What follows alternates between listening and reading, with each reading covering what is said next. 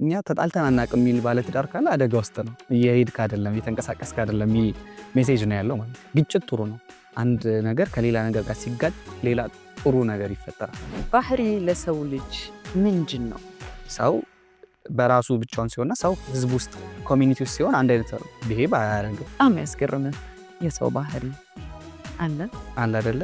ሰዎች አንዴ እጄን አውጥቼ ሳወጣ ክፍሉ ስለሳቁብኝ ህይወቴን ሙሉ ከዛ በኋላ ፐብሊክ ስፒኪንግ ማውቁ።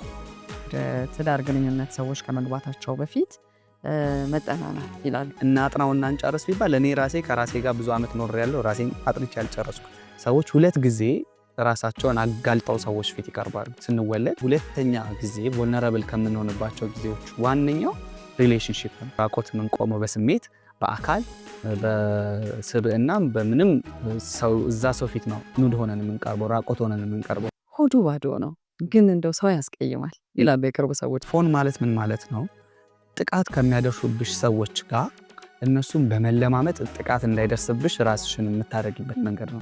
ፎን ሪስፖንስ ግን እግሩን የምታጥበው ይደበድባታል፣ ግን እግሩን ታጥበዋለች። ለምን? እንዲሳሳላትና እንዳይመታት። እግርሽን አጥብሻለሁ አሞግስሻለሁ ሆነ አትመችኝ። ዋናው ላለመመታት ነው የማደርገው ስለምወድሻለሁ። የአንዳንድ ሰዎች ሆዱ ባዶ ነው እነሱ ጋር እንዳይመጣ ነው እንዲምራቸው ነው ማለት ነው። እኛና አዲሱ ጀነሬሽን መካከል ጋፕ ተፈጥሯል። ልጆቻችን እኛ የሚያስፈልገን ነገር አይደለም አሁን የሚያስፈልጋቸው። ወላጆቻችን ጊዜ ነበራቸው። እሱ ስላላጣ ነው እኛ ለልጃችን መስጠት የፈለግነው ምንድነው? ማቴሪያል። ግን ወላጅ ቢዚ ነው ይሄን ለማሟላት፣ እናትም አባትም የሉ። ስለዚህ ኢሞሽናል ኒዳቸው በጣም ይጎዳል ማለት ነው። አዲሱ ትውልድ ደግሞ ቴክኖሎጂ ያለው ዲጂታል ሊትሬሲው በጣም ሃይ ነው። ከዓለም ጋር ግንኙነቱ ከፍተኛ ነው። ስለዚህ ኒዱም በዛው ልክ ነው። ለአዲሱ ጀነሬሽን ኒድ ዝግጁ ነን ወይ የሚለው ራሳችን ብንጠይቅ ጥሩ ነው ያስባል። ሁላችንም መጠየቅ አለብን።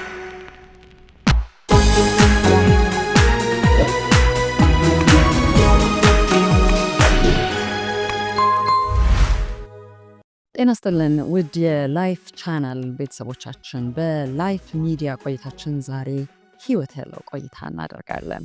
ስለ ባህሪያችን፣ ስለ ስነ ልቦናችን፣ ስለ አስተዳደጋችን፣ ከዚህ ጋር ተያያዥነት ስላላቸው ተግባራቶቻችን ከባለሙያ ጋር ጥሩ ቆይታ እናደርጋለን። በእርግጠኛነት ብዙ ነገር ታተርፋላችሁ ከኛ ጋር ከቆያችሁ።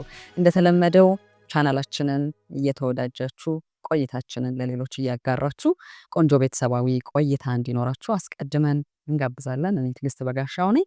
ፊት ለፊቴ ደግሞ የምትመለከቱት ወጣቱ የስነ ልቦና ባለሙያ አላዛር ተስፋዬ ነው። መምህር ነው፣ ራሱም አማካሪ ነው። እንደዚሁም በስነ ልቦና ውስጥ የተለያዩ እውቀቶችን በብዙ መንገድ መግለጽ የሚችል ሰው ነው። እንግዳይ ስለሆንክ ከልብ አመሰግናለሁ። እኔም ቲጂ በጣም አመሰግናለሁ እንግዳ አድርገሽ ስለጋበዝሽኝ። ያው ስነ ልቦና ብዬ በጥቅሉ አቀረብኩ እንጂ ብዙ ባክግራውንድ አለ። እኔ እንኳን በማቀው የሙዚቃ ማንነት አለ። ከዛ ባለፈ የኪነ ህንፃ ወይም አርክቴክት ሙያም የመጀመሪያ ዲግሪ እንደነበረ እናውቃለን። ከዛ ባለፈ ደግሞ ፍልስፍናንም በመጀመሪያ ዲግሪ አክለህበታል። 2 ዲግሪዎች የመጀመሪያ ዲግሪና ማስተርሱ ደግሞ ስነ ልቦናው ላይ በደንብ እንድትጣበቅ አድርገውሃል። ስለዚህ የዚህ ሁሉ ጅምር ውጤት ከሆነ ሰው ጋር ነው ቁጭ ብዬ የማወራው። የዚህ ሁሉ ጅምር ውጤት የሆነ ሰው ምንድን ነው? ምን አግኝቷል ወይም እንዴት ይገለጻል ከሚለው ብንጀምር ደስ ይለኛል። እሺ ቲጂ፣ ሳላስበው እኔን ጥያቄ ጠየቅሽኝ። ልክ ነሽ። እኔ በባህሪ ብዙ ነገሮች ያጓጉኛል። እነዛን ጉጉቶችን ለማሳካት ስል ትምህርት እንዳማራጭ መወስድ አይነት ሰው ነኝ። በጣም ደስ ይላል። የምትፈልጊውን ነገር ትምህርት አቋራጭ ነው ብዬ አስባለሁኝና ሰዎች የሄዱበትን መንገድ ላንቺ ሰንደው አስቀምጠው እሱን ባጭሩ አግኝተሽ ተማርሽ ሲባል ደስ ይላል። አንዳንድ ጊዜ ለምንድን ነው ይሄን ያነሳሁልህ? የተለያዩ የትምህርት ዘርፎች ላይ ራሳችንን እናገኘውና ደስ በሚል ብስለት ባለው ነገሮችን ከዚህም ከዚያም ማጣቃስ በሚችል ማንነት ውስጥ እንገኛለን። ላናቀው እንችላለን እኛ። ሌሎች ሰዎች ዋው እንደው ባክግራውንዱ ምን ይሆን ባክግራውንዱ ምን ብለው ሲጠይቁ የሚያገኙት መልስ ግን ከዚህ ራቅ አይደለም ብዬ ስለማስብ ነው እንደግልና አላዛር እነኚህ ሁሉ ትምህርቶች ምን ሰጡት ብዬ የሚያስቀደምኩት ለዛ ነው። ልክ ነሽ። ምንድነው አንዳንዴ ምልከታ የምንለው የምልከታ ፖይንት ወይ ፐርስፔክቲቭ የምንለው ነገር አለ። ሰዎች አንድን ነገር ከተለያየ አንግል ማየት ሲችሉ ከተለያየ ቦታ ማየት ሲችሉ ነገሮችን አንደርስታንድ የማድረግ አቅማቸው ይጨምራል ብዬ አምናለሁኝና ያው ሆራይዘን ያሰፋል። በአንድ መንገድ ብቻ እንዳታይ በዚህም በዛም በጀርባም በፊትም ለማየት ይረዳል ብዬ አስባለሁ። ስነ ልቦናውን የበለጠ ጎላህበት ይመስለኛል ነው ወይስ ሳታስበው? አይ ቲንክ አጋጣሚም ይመስለኛል። ሳላስበው በስነ ልቦና ብዙ ስራዎች ውስጥ ገባሁኝ እና ልምድም ብዙ አካበትኩኝና ሌሎቹንም ሰራቸዋለሁ፣ በሁሉም ሰራለሁኝ። ግን ይሄንኛው በቃ እንደ ዋና ብዙ ኬሪየር ዴቨሎፕ ያደረኩበት ፊልድ ነው ስነ ልቦናው። ሰው መርዳትም ስለሆነ ደስ ይላል ፊልዱ። ያው በብዙ ዘርፎች ውስጥ ሊመጣ ይችላል አንድ ሰው ስነ ልቦና ተብሎ ባለው ጥላ ውስጥ። ዛሬ በዋነኝነት ካንተ ጋር ባወራ ደስ ብሎኝ የጋበዝኩ ስለ ስነ ባህሪ። ስነ ባህሪ ያው ምንድን ነው ከሚል ብንጀምር ከሙያዊ ማብራሪያ ደስ ይለኛል። አያገባኝም ልንል አንችልም በዚህ ጉዳይ ውስጥ ሁላችንም ሰው ስለሆነን ብቻ። እንኳን የሰው ልጅ እንስሳት የራሳቸው ባህሪያት አላቸው። የሰው ልጅ ደግሞ ግዙፉ ረቂቁ ፍጡር ነው። ስነ ባህሪ ምንድን ነው ከሚል እንጀምር። ያው እንደምታውቂው የስነ ልቦና ዲፓርትመንቱ ራሱ አዲስ አበባ ዩኒቨርሲቲ ላይ ቢሄቪየራል ስተዲስ ነው የሚለው።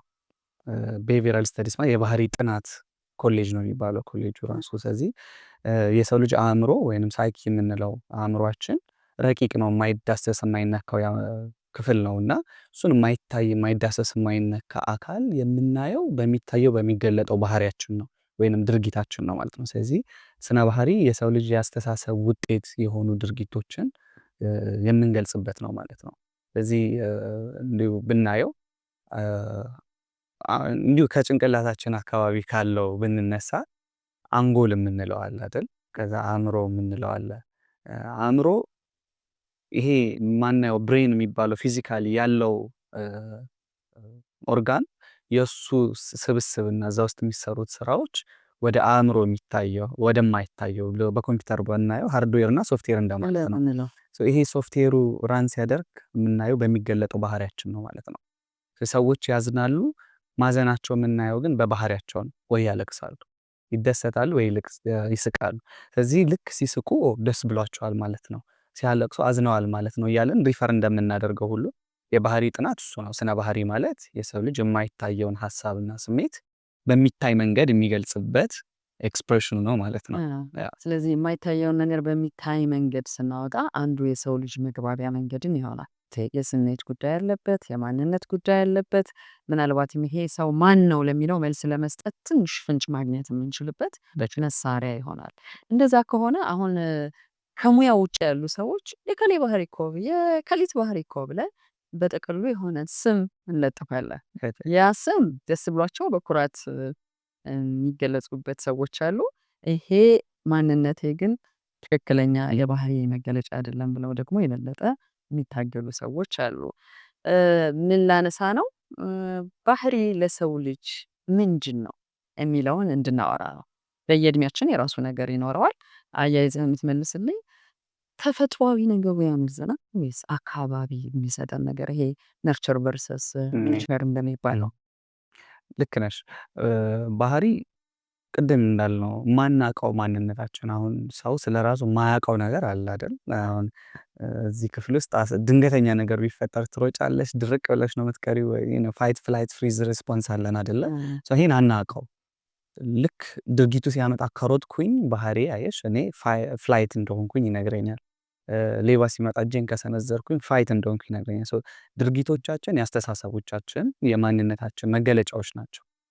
እነዚህ መገለጫዎች አብዛኞቹ ኦልሞስት ያው ኔቸር ፓርቲ የሌለው ነገር የለም ተብሎ ይታመናል እና 100% ብሎ በመቶ አጠቃላይ 100% ይሄ ነው የተማርነው ነው ከከባቢው የተማርነው ነው ለማለት ቢያስቸግርም አብዛኛው ግን በትምህርት ይመጣ ነው። ባህሪ ኢኔት ከሆነው ይልቅ ተፈጥሯዊ ከሆነው ይልቅ አካባቢያዊ የሆኑ ተጽዕኖች የሚፈጥሩት መሆኑ የዚህ ጥናት ያደረጉ ባለሙያዎች ይስማሙበታል። ሌላው ግን ምንድነው አንዳንዴ ስሜቶች አሉን አይደል? አስተሳሰቦች አሉን። ለምሳሌ አንድ ሰው ይፈራል። መፍራት ስሜት ነው። ይሄ ተፈጥሯዊ ነው። ፍርሃቱን የሚገልጽበት ባህሪ ግን ለርንድ ነው፣ የተማረው ነው ማለት ነው። ከአካባቢው ነው የሚማረው። ሀዘን ስሜት ነው፣ ተፈጥሯዊ ነው። የማዝንበት መንገድ ግን ከባቢያዊ ነው። አንዳንድ ቦታ ላይ ሰው ሲሞት አይለቅስም፣ እንደውም ደስ እያላቸው የደስታ ሪቹዋል የሚያደርጉ ሰዎች አሉ። አንዳንድ ቦታ ደግሞ ራስን እየደቁ ፀጉር እየነጩ እንትን እያሉ የሚኖሩ አሉ። ስለዚህ ሀዘን ተፈጥሯዊ ነው። ሀዘን የሚገለጽበት ባህሪ ግን ከአካባቢ የተማርነው ነው ማለት ነው። ስለዚህ ኔቸር ፓርቱ ትንሽ ነው፣ የተማርነው ግን ብዙ ይበዛል ብዬ አስባለሁ። እንደተባለው ነው። ለምሳሌ ቤተሰብ ውስጥ እንደው እንባ እንኳን አይወጣው ሀዘን ገጥሞ ተብለው የሚገለሉ ሰዎች አሉ፣ ወይም ባህሪያቸው አስተያየት የሚሰጥበት ሰዎች አሉ። የልቤን የማውቀውን እኔ እያሉ ይኖራሉ እነኚህ ሰዎች። አሁን ልክ እንደዚህ አይነት ትግል ውስጥ ስንገባ ሰዎች ያስተማሩንን ነገር ተቀብለን በዛው መንገድ መኖር ነው የሚያዋጣው፣ ወይስ ደግሞ ስሜት የለ ብቻ የተውልኝ የሚለው ነው? ስለ ባህሪ እያወራን ስለሆነ ባህሪን ሰው እንዲያውቅልኝ የምፈልግበት መንገድ ይኖራል። በተቃራኒ አወቀ አላወቀ ምን ችግር አለው? እኔ ውስጤ ስሜቴ አይክዳኝ ብቻ የሚል ውዝግቦችን ያለው አንዳንድ ጊዜ። ትክክል ነው። እነዚህ ባህሪዎቻችን የውስጥ ስሜቶቻችን ወይ ሀሳቦቻችን መገለጫ ናቸው ካለን ውስጥ ያለው ስሜታችን ደግሞ ሊታመምም ይችላል፣ ጤናማም ሊሆን ይችላል፣ ሊጎዳም ይችላል። የእሱ መታመም መጎዳት፣ የባህሪ መብዛት፣ የባህሪ ማነስ፣ የባህሪ ይሄ እኛ ቢሄቪራል ኢናዲኩዌት የምንላቸው ኢናዲኩዌት የሆነ ኤክሰስ የሆነ ኢንአፕሮፕሬት ቢሄቪየር ደግሞ የምንለው ልክ ያልሆነ አግባብ ያልሆነ ባህሪዎች ልናሳይ እንችላለን። እነዚህ ባህሪዎች ለእኔ የማያቸው እንደ መልእክተኛ ነው፣ መልእክተኞች ናቸው። ስለዚህ ስሜቱን ነው እያሳዩን ያለው ማለት ነው። ስለዚህ ስሜቱ ጥሩ ካልሆነ፣ ሀሳቡ ጥሩ ካልሆነ መቀየር አለበት ማለት ነው። የበዛ ባህሪ ካለ እንቀንሳለን፣ ያነሰ ባህሪ ካለ እንጨምራለን። ልክ ያልሆነ ኢንአፕሮፕሬት የሆነ ቢሄቪየር ካለን ደግሞ አፕሮፕሬት ወደ ሆነው አዳፕቲቭ ወደ ሆነው ደግሞ እንቀይራለን ማለት ነው። ስለዚህ ጥሩ ፓርት አእምሯችን መቀየር መለወጥ የሚችል ስለሆነ መቀየር ይችላል። ካልወደድ ነው ወደምንወደው ባህሪ መለወጥ ይቻላል ማለት ነው። አንዱ ማናምነው ነገር ይሄንን ስንኖር ጥሩ ነገር መቀየር እንችላለን ሲባል እድሜ ልኩን የኖረውን 40 ዓመት ሙሉ የሰለጠነበትን አንድ ሰው ከዚህ በኋላ የምን ትግል ነው? በቃ ተቀበሉት፣ እመኑና ተቀበሏት፣ እንዲህ ነው ባህሪዋ እንባባላለን። ሰዎች ስላልሰሩበት ነው ለመቀየር፣ ወይስ ደግሞ በጣም ስራ ይፈልጋል ነገሩ? ልክ ነሽ። አንዳንድ ባህሪዎች በእድሜ ውስጥ የሚሄዱ ባህሪዎች አሉ። ወይንም ባህሪ ስልሽ አእምሯችን የተለያየ ክፍል አለው አይደል? ለምሳሌ የኔ እጅ እንደዚህ ጠንካራ አልነበረም ሕፃን እያለሁ። ድንቡሽ ያለች ብስት ያለች ነበረች። አድጋ ጠንካራ ሆኗል። ከዛ ሌሎቹም የሰውነት ክፍሎቼ እንደዛ ነበሩ። የሚያድጉበት እድሜ አለ። አእምሮም ልክ እንደዛ የተለያየ አእምሮ ክፍሎች የሚያድጉበት የራሳቸው የእድሜ ገደብ ያላቸው ቦታዎች አሉ። እነዚህ እድሜ ገደቦች በዛ ውስጥ አእምሮ ገና እያደገ ባለበት ውስጥ ቢሰራ ያ ነገር ጥሩ የሚሆንበት በቀላሉ ሳናስበው በቃ ልክ እንደ ውሃ ፍስስ እያለ የሚሄድበት እድሜ አለ። ያ ማለት ግን በቃ ያ እድሜ ካለፈ አይቀየርም ግን ማለት አይደለም። ከዛ በኋላ ስራ ይፈልጋል። ስለዚህ መቀየር የማይቻል ባህሪ የለም። ምክንያቱም the law of change is unchangeable ይባላል። የለውጥ ህግ የማይለወጥ ነው። ስለዚህ አለመለወጥ የሚባል የሰው ልጅ ህግ ውስጥ የለም። it's against the law of change የመለወጥ ህግን ይነካል። ስለዚህ አይ በቃ እሱ እኮ አይለወጥም ባህሪው ነው የምንለው ነገር የለም በሰው ልጅ ውስጥ። ሁሉም ነገር ፍሌክስ ነው ያለው፣ ሙቪ ያደረገ ነው ያለው፣ እንቅስቃሴ ላይ ነው። ስለዚህ መለወጥ ይችላል ማለት ነው። አንዳንድ ለውጦች ግን በጣም አዝጋሚ ሊሆን ይችላል ከጊዜው አንጻር፣ አንዳንዶች አድካሚ ሊሆን ይችላሉ። ግን የማይለወጥ ነገር የለም። ማን ነው የሚነግረን ታዲያ እንደምንለወጠው የመለወጥ አስገዳጅ እንደሆነ ወይም ስራው መጀመር እንዳለበት? ምክንያቱም አንዱ ውዝግብ ለምሳሌ በብዙ ግንኙነት ውስጥ ትዳር ውስጥ፣ የፍቅር ግንኙነት ውስጥ ሊሆን ይችላል፣ ወላጅነትና ልጅነት ግንኙነት ውስጥ፣ ማህበራዊ ህይወት ግንኙነት ውስጥ ይሄንን መጥፎ ባህሪህን ተው የሚል የሆነ አካል ቢኖርና ሰውየው ራሱ ይሄ ነገር እያስማማኝ አይደለም ብሎ የሚገመግምበት መንገድ እኩል ውጤታማ ይሆናል ብዬ አላስብም። አንዳንድ ሰዎች ለመለወጥ የሚያስችል ምንም ነገር የለኝም ይላሉ። ሌሎች ሰዎች ደግሞ ሁኔታውን ያዩና እንደ ሁኔታው ለመለዋወጥ ይዘጋጃሉ። ማን ነው የሚነግረን መለወጥ እንዳለ? ሁለት ነገር በጣም ቆንጆ ነገር አንስተሻል። አንደኛው አዳፕቴሽን ነው። ፈጣሪ ከሰጠን ትልቁ ጸጋ እንዳልኩሽ ዓለም አንድ ፈላስፋ አለ፣ ሄራክሊተስ ይባላል። ሄራክሊተስ ከሶክራተስ በፊት የነበረ ፈላስፋ ነውና ከሱ በፊት የሚፈልጉት የነበረው ዓለም የተሰራችበትን ስሪት ምንድነው? ታለስ የሚባል ነበር፣ ውሃ ነው አለ። አንዱ መጣ እሳት ነው ነው እንደዚህ ያነሳልና ሄራክሊተስ እሳት ነው አለ።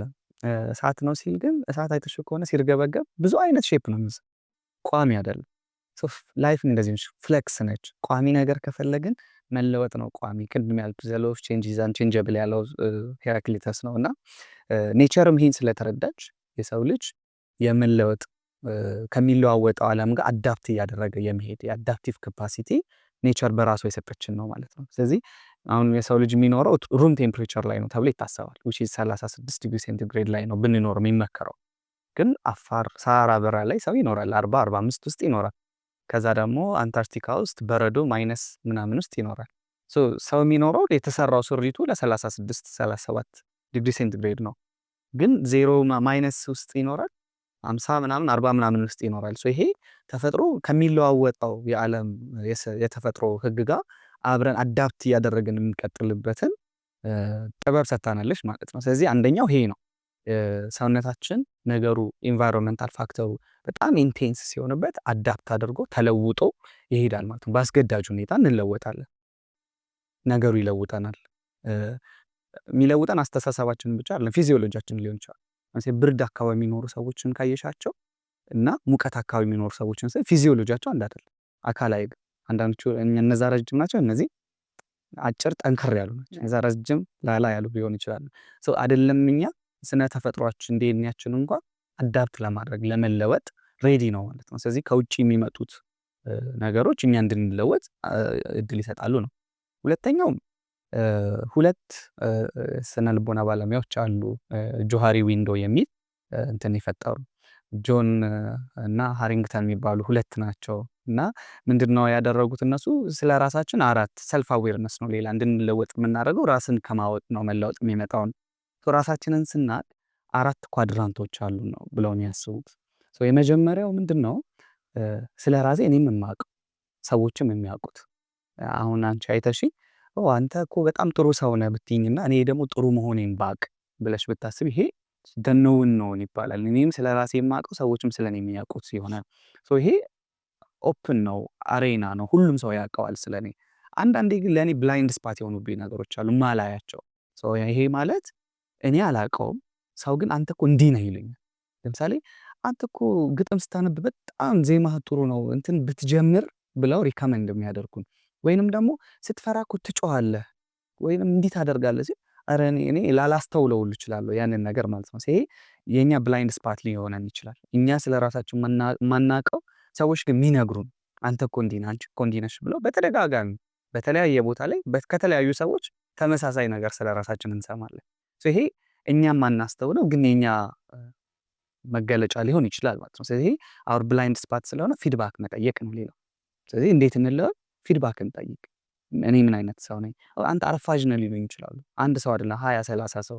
ከዛ እኔ ግን አርፋጅ መሆኔ ላይሰማኝ ይችላል። ስለዚህ ኦኬ አርፋጅ ነህ ካሉኝ እስቲ ሊየው ብዬ ቼክ ማድረግ አለብኝ ማለት ነው። ፊድባክ መቀበል፣ ከሰዎች አስተያየት መቀበል ሌላው የሚረዳ ነገር ነው። አንደኛው ደግሞ እኔ ስለ ራሴ ማቅ ሰዎች ግን ማያውቁት ይሄ ፋሳድ ነው የምንለው።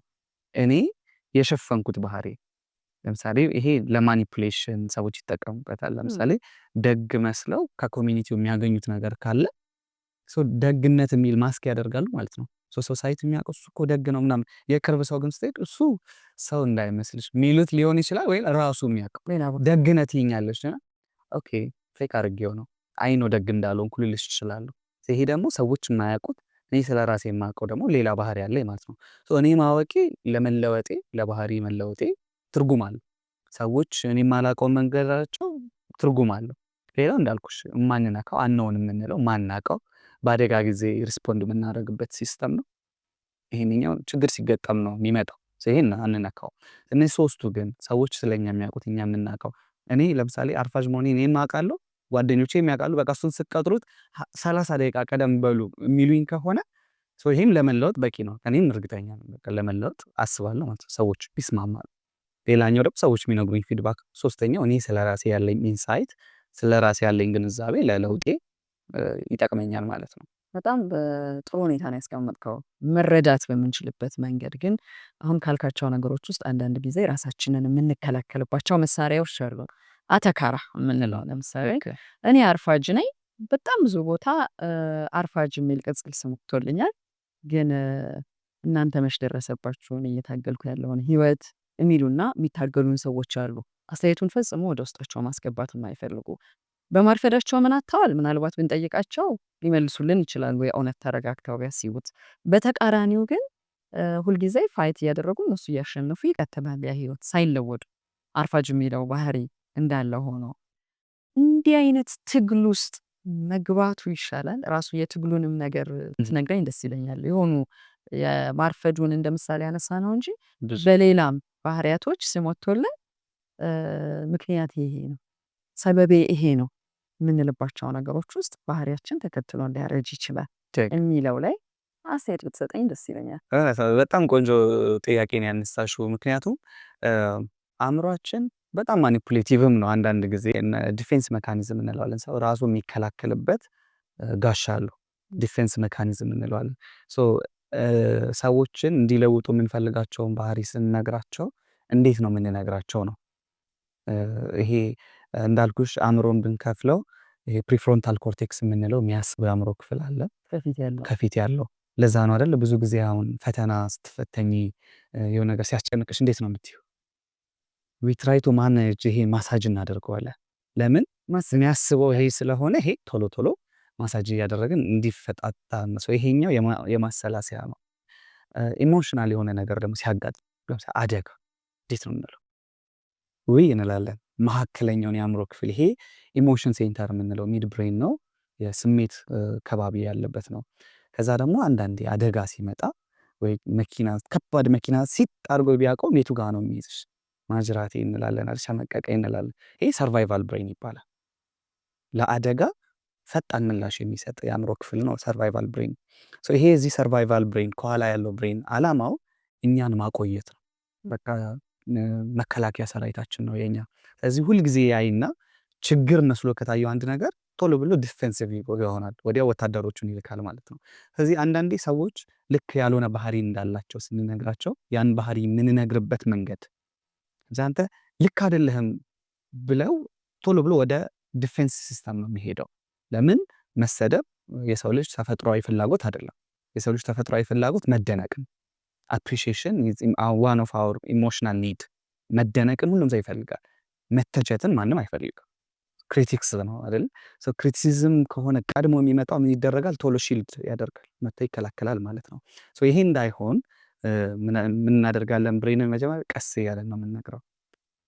ሁሌ አሁን ፈረንጆች በሳንድዊች ሜትድ የሚሉታል። ጥሩ እኮ ነው ይሄ፣ በጣም አሪፍ ነው ይሄ ነገር፣ ግን ይሄን ብታስተካክለው ሲሉ አሁን ብሬን መጀመሪያ ሸዳውን አላረገም፣ ወዲያው ይሄ የአስቸኳይ ጊዜ አዋጅ አላወጀም ማለት ነው።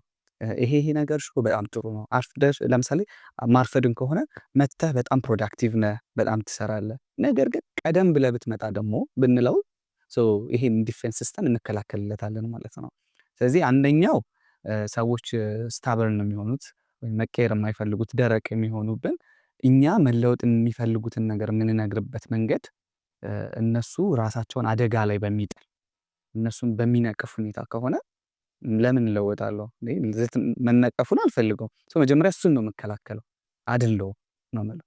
መነቀፉን ከተከላከልኩ በኋላ ነው ስለ ሌላ ነገር ላወራ የምችለው ማለት ነው። አንደኛው እሱ ነው። ሁለተኛው ስለ ራሳችን ያለን ግንዛቤ አእምሮ በደንብ እስቲ ወደ ኋላ ላይ ስትራክቸሩን ፈታተን ለማየት እንሞክር። ግን ሀሳብ ነው የሚያመነጭ። በዋናነት ስራው ሀሳቦችን ማምረት ነው፣ ስሜቶችን ማምረት ነው የአእምሮ ስራው። ሀሳቦች ሲመረቱ ያ ሀሳብ ስሜትን ይወልዳል፣ ያ ስሜት ባህሪን ይወልዳል ማለት ነው። ሀሳብ፣ ስሜት፣ ከዛ ባህሪ ወይንም አክሽን የምንለው ይመጣል። ለምሳሌ አንድ ሰው አልወደድም የሚል ሀሳብ መጣበት፣ ምን አይነት ስሜት ይኖረዋል? ሀዘን። ምን አይነት ባህሪ ይሆናል? ለቅሶ። አታልቅስ ከምለው እንዲያለቅስ ያደረገው ሀሳብ ምንድን ነው? አታርፍድ ከምለው እንዲያረፍድ ያደረገው ሀሳብ ምንድን ነው? ስለዚህ አንዳንድ ሰዎች እኮ የሚያረፍዱት እርሊ መጥተው መቆሙን ስለማይወዱት እኮ ነው። ወይንም እዛ ጋር ሄጄ ብቻዬን መቆም የሚል ሀሳብ ስላላቸው ሊሆን ይችላል እንጂ ማርፈዱ እነሱም ወደውት ላይሆን ይችላል። ስለዚህ እሱን ሀሳቡን ማከም ደግሞ ሊያስፈልግ ይችላል።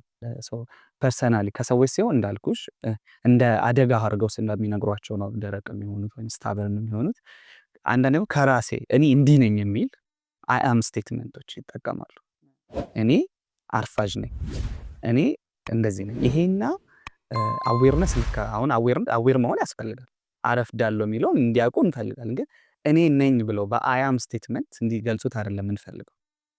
ምክንያቱም ይሄንኛው ከኛ ጋር ወስዶ የማጣበቅ ባህሪ ያለው በቃ ነኝ ካል ነኝ ነው አይደንቲቲ የሆነ በቃ ስለዚህ ለምን ከእኔነቴ እጎላለሁ? ስለዚህ ነኝ ብዬ እቀጥላለሁ ማለት ነው። ስለዚህ አንዳንዴ ሳናስበው አንዳንድ ነገሮች ባህሪያችን ናቸው እያልን በሀሳብ ደረጃ ውስጣችን ታትመው ቀርተዋል ማለት ነው። እኔ እንዲህ ነኝ የሚል ግን አሁን ያልከው ለምንወዳቸው ሰዎች በጣም ለምንንከባከባቸው ሰዎች ምናልባትም እንዳንተ አይነት ሙያ ያላቸው ሰዎች ነገሮችን ወደኋላ ሄደው ከስሩ ከምንጩ ምንድን ነው ወደሚለው ሊያዘነብሉ ይችላሉ። ዓለም ግን እንዲህ አይደለም። ስለ ሲስተም እናወራ። ለምሳሌ መስሪያ ቤት 3 ሰዓት ነው ስራ መጀመሪያው ያለ ሲስተም ውስጥ እኔ ሁል ጊዜ 3 ሰዓት ከ10 ከሆነ እንገባው ብዙ የማስጠንቀቂያ ደብዳቤዎች፣ ብዙ የአለቆች ግልምጫና አለመከበር ወይም መገለል፣ መጨረሻ ላይ ደግሞ ቅጣት፣ መጨረሻ ላይ ከስራ መባረር፣ ጥቅምን ማጣት፣ እድልን ማባረር የሚባሉ ኮንሲኩዌንሶች አሉት ወይም መዘዞች አሉት። ስለዚህ ልክ እዚህ ጋር ይሄ ሰውዬ ራሱን ሲያይ ማን ነው የሚነግረው ማለት ነው ስለ ባህል? በጣም ጥሩ። የሰው ልጅ ጥቅምና ጉዳቱን የሚያመዛዝን ነው። አንደኛው ከእንስሳ እንድንለይ ያደረገን ቅድም ያልኩሽ ይሄ ፕሪፍሮንታል ኮርቴክስ የምንለው የሰው ልጅ የተለየ የሆነው ማለት ሜታኮግኒሽን የምንለው አለ። ቲንክ አባውት ቲንኪንግ ስለማሰቡ የሚያስብ ፍጥረት ነው። እንዳለመታደል ሆኖ እኛ ሀገር ስራም ስንገባ ፊልድም ስንመርጥ ምን ያበላል እያለን ስለሆነ ከኛ ጋር ማሄድ ነገር እንሰራለን። ግን ሌላው ሀገር ኬሪየር ኢንቬንተሪ ይሰራል። ይሄ ሰውዬ ምን ላይ ፊት ያደርጋል? ከዚህ በጣም አርፋጅ የሆነ ሰውና ለመለወጥ የሚያስቸግር ሰው ከሆነ በቃ እዛ ቦታ ላይ ለሱ ደግሞ ፊት የሚያደርግ የሆነ ስራ ይኖራል። ሌላ ዓለም ላይ they work smart ሃርድ አይደሉም። ስለዚህ ምን ያደርጋሉ? ከአንቺ ጋር የሚስተካከል ቦታ ላይ ሊመድቡሽ ይችላል። ከአንቺ ባህሪም ጋር አሁን ሆላንድ የምንለው የኬሪየር ኢንቬንተሪ የፈጠረ ስነልቡና ባለሙያ ያለ አሁን ሆላንድ ሰው ብቻ አይደለም ፐርሰናሊቲ ያለው ስራም ፐርሰናሊቲ ያለው ብሎ ለስራዎች ስብዕና አውጥቶላቸዋል። ለምሳሌ አንዳንድ ስራዎች ለምሳሌ መካኒክን ብናየው የመካኒክ ስብዕናው ምንድነው? ስራው የሚፈልገው የሚነካ የሚዳሰስ ሸክም ያለው አካላዊ እንቅስቃሴ ያለው ስራ ነው ማለት ነው። እሱ እንደዚህ አይነት ስራዎች ሪያሊስቲክ ይባላሉ። በመነካት በመዳሰስ የሚሰሩ ስራዎች ማለት ነው። እንደዚህ አይነት ሪያሊስቲክ የሆነ ስራ መስራት የሚፈልግ ሰው ሪያሊስቲክ የሆነ ፐርሰናሊቲ ሊኖረው ይገባል። መዳሰስ መንካት የሚወድ ሰው መሆን አለበት። አንዳንዴ ደግሞ ማሰብ እና ማሰላሰል የሚጠይቁ ደግሞ ስራዎች አሉ። ለምሳሌ ብቻ መሆን የሚጠይቁ መርማሪ ፖሊስ። አሁን መርማሪ ፖሊስ ስትሆኚ በጣም ኤክስትሮቨርት እንድትሆኚ አይፈለግም። በቃ መረጃ የምትጠብቂ ወይ ሰላይ ነው እንድትሆኚ ከራስሽ ጋር የሆንሽ ሰው እንድትሆኚ ነው የሚፈልገው። ኢንትሮቨርት ብትሆኚ ይመከራል። ስለማሰብ የምታስቢ ማሰብ ኢንጆይ የምታደርጊ ሰው ብትሆኚ ይመከራል። እነዚህ ሰዎች ደግሞ የራሳቸው እንደዚህ አይነት ስራዎች የራሳቸው ስብዕና አላቸው። እንደዚህ አይነት ሰዎች ደግሞ አሉ እንደዚህ አይነት ስብዕና ያላቸው እነሱን ሰዎች ከነዚህ ስራ ጋር ያገናኛቸው። አንዳንድ ስራዎች ደግሞ አርቲስቲክ ናቸው። ክሬቲቪቲ በጣም የሚፈልጉ ስራዎች አሉ። ይሄኛውን ነገር ኢንጆይ የሚያደርጉት ደግሞ ሰዎች አሉ መፍጠርን። ስለዚህ እነዚህ ሰዎች ወስደሽ ከዚህ ጋር ታገናኛቸዋለሽ። አንዳንዶች ደግሞ ኢንተርፕራይዚንግ ናቸው። ሴልስ የሚወድ ሰው ታውቂያለሽ? የራስሽን ዕቃ የሚሸጥልሽ ሰው፣ ማውራት፣ ኤክስትሮቨርት መሆን፣ ከሰው ጋር መገናኘት የሚወድ ሰው አለ። አሁን ለእነዚህ ሰዎች እንደ ሴልስ እና የመሳሰሉትን ስራ ብትሰጫቸው ማች ያደርጋሉ ማለት ነው። ልክ እንዲህ እያለ ለእያንዳንዱ ስራ በ6 ከፍሎ ፐርሰናሊቲ ስራዎችን ሰጥቷቸዋል። አንዳንዴ እንዳልኩሽ ዓለም ስማርት በሆነ ወይ ነው የምትሰራው፣ ሃርድ በሆነ ወይ ትሰራለች። እኔ ራሴን የመቀየሩ ፍላጎት ከሌለኝ ወይም አቅሙን ከሬጁን ካጣሁ በቃ እንደዛው ተበላሽቼ ልቀራል። ሁለተኛ ምርጫ አለው ማለት ለእኔ ፊት የሚያደርግ ቦታ ላይ ሄጄ እገባለሁ። ሁለተኛው ደግሞ እንዳልሽው ነው ሬንፎርስመንት ኤንድ ፓኒሽመንት፣ ቅጣትና ሽልማት ሰውን ያስተምራል። እነዛ ማስጠንቀቂያዎች፣ እነዛ የደሞዝ መቆረጦች፣ ሲልም ደግሞ ማባረሮች እንድንነቃ ሊያደርገን ይችላል። አንዳንዴ በጣም ኢምፖርታንት የሆነውን ፎር ግራንትድ የወሰድነው አልባረርም እኔማ የተባልንበት መስሪያ ቤት ላይ ማስጠንቀቂያ ሲደርሰን ስማችን ሲለጠፍ ፓኒሽ ይደረጋል። ያ ባህሪ ይቀጣል ማለት ነው። አእምሮ በጣም በሚገርም ሁኔታ የሚሰራው በሽልማትና በቅጣት። አእምሮ ይሸልመናል፣ ይቀጣናል፣ ይሸልመናል፣ ይቀጣናል። ምንድን ነው የሚሸልመን? ሆርሞኖች አሉ፣ ዶፓሚን፣ ኢንዶርፊን፣ ሴራቶኒን፣ ኦክሲቶሲን የሚባሉ የደስታ ሆርሞን፣ እነዚህን ይሸልመናል። ያ ሽልማት ዱዊት አጌን የሚል ሜሴጅ ያስተላልፋል ማለት ነው። ስለዚህ ይሄኛው መቀጣቱን ሰውየው እንዲባንን ሊያደርግ ይችላል። ስለዚህ ወይ እሱን ማድረግና ወደ ዋና እንትኑ መመለስ ይቻላል። ካልሆነ ደግሞ ከሱ ጋር ወደሚመስለው ዲፓርትመንት ሊንክ አድርጎ መሄድ ያስፈልጋል። ኢንክሉሲቭ የሆነ ኤንቫይሮንመንት መፍጠር ያስፈልጋል። አንዳንድ ሰዎች ንድፍ ሀሳብን በጣም ያውቃሉ፣ እንዴት ነገሮች ይሰራሉ የሚለው አይምሯቸው ውስጥ ጨርሰውታል።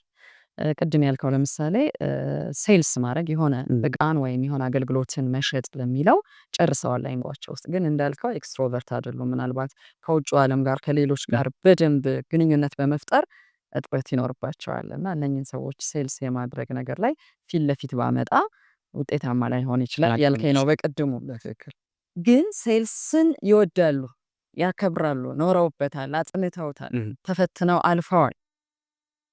እዛው ጋር ነው መቅረት ያለብኝ የሚል ብዙ ስራ ላይ ስለምናይ ነው። ራሳችንን እንፈትሽ ሁላችንም ተመልካቾቻችን። ምንድነው ማድረግ ያለባቸው? ስለዚህ ኤክስትሮቨርት እንዲሆኑ የባህሪ ቅየራ ስራ መስራት ያዋጣል እነኝህ ሰዎች ላይ።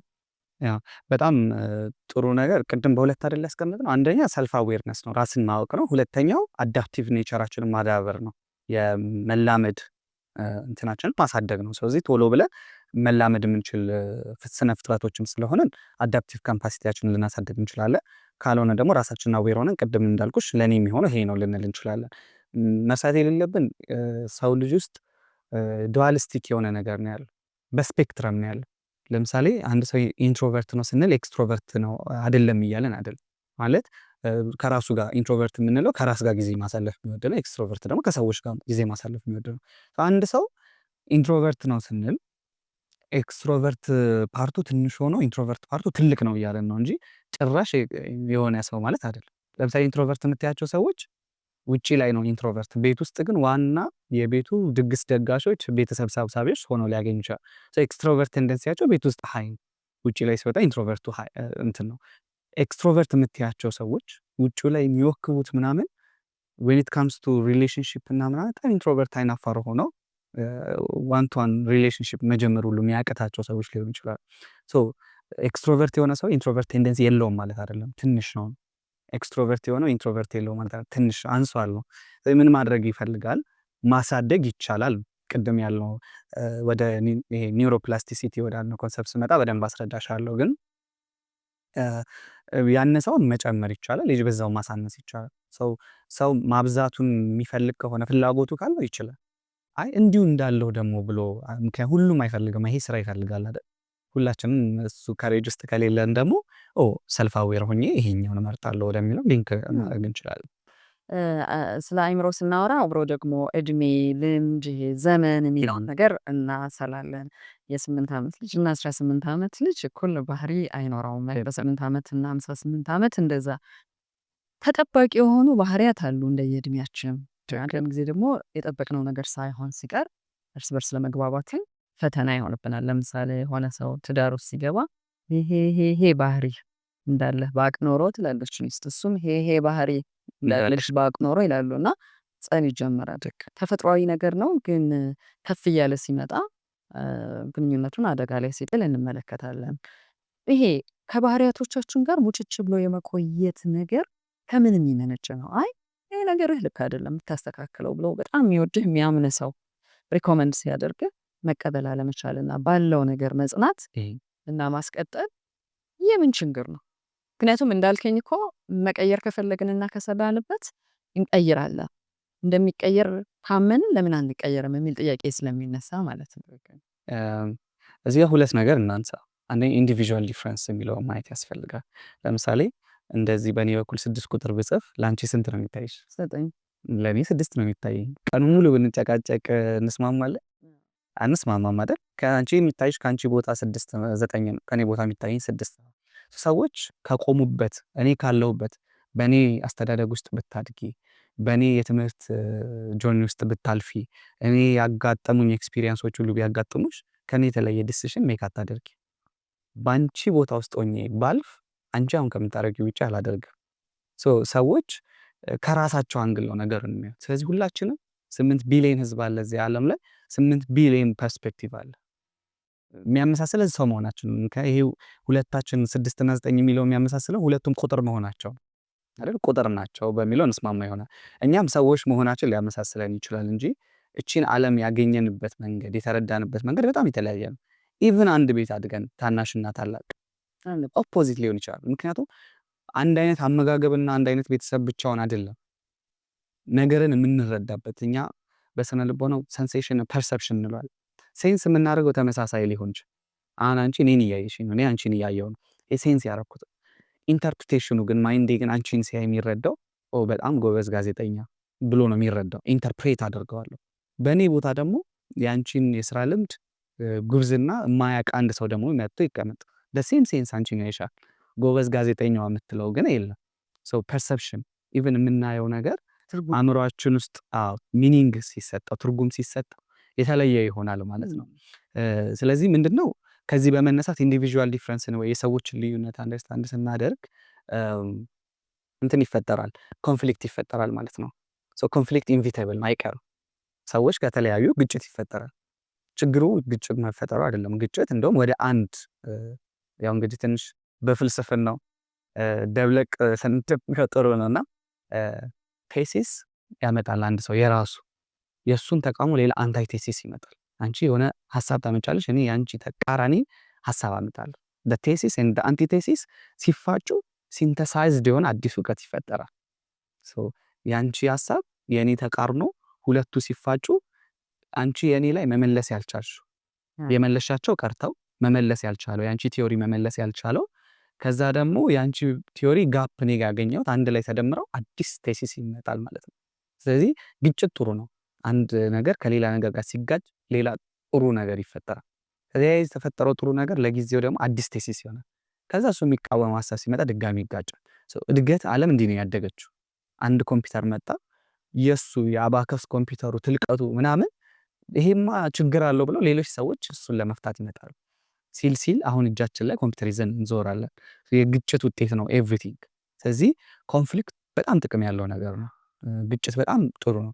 ግጭትን የምንፈታበት ወይም ማኔጅ የምናደርግበት መንገድ ግን እሱ ጥሩም ላይሆን ይችላል፣ ጥሩም ሊሆን ይችላል ማለት ነው።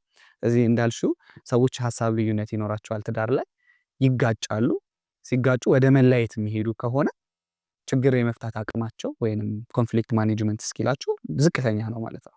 ስለዚህ እነዚህ ሰዎች ምንድን ነው እናስተምራቸው? ችግር እንዴት ይፈታል? ችግር ከሌለ የሆነ ቦታ ስታክ የሚያደርገው እኛ ተጣልተን አናውቅም የሚል ባለትዳር ካለ አደጋ ውስጥ ነው። እየሄድክ አይደለም እየተንቀሳቀስክ አይደለም የሚል ሜሴጅ ነው ያለው ማለት ነው። ተጋጭተው ያን ችግር በሰላም ፈተው አዲስ እድገት ያሳያል ማለት ነው።